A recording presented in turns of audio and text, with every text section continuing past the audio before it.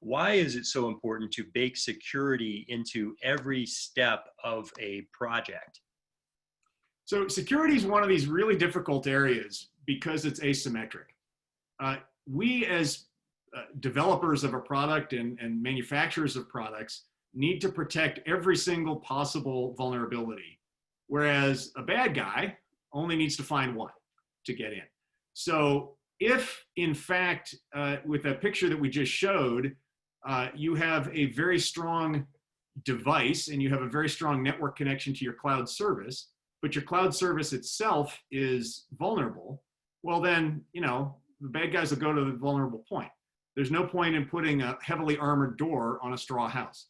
So it's important, it's very important to ensure that the entire system is secure, given whatever the threats are that are appropriate for that product.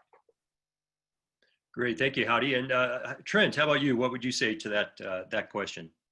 Yeah, it's a great question. One of the things I think that we always have to think about is what's the target? What would a hacker be trying to get at?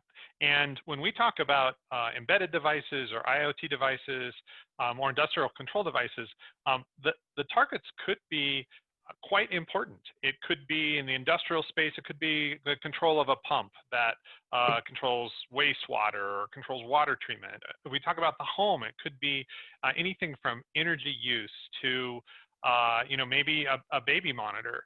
And when we think about the risks associated with situations like that, it helps inform our strategy around why do we have to protect the entire environment against this one hacker that Howdy talked about, or this one threat that Howdy talked about, so that we know that whatever it is that that device controls or is associated with is well protected. And the only way to do that is to look at the whole ecosystem. And Josh, your perspective on that?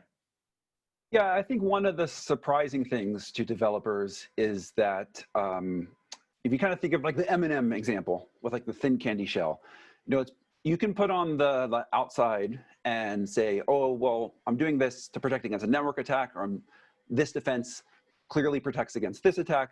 But a lot of the attacks that you see and then you do on penetration tests are kind of chained attacks. So if you have maybe the firewall on, but the code behind it is all soft and gooey, then if someone finds a vulnerability in the firewall, they'll be able to get into whatever they want.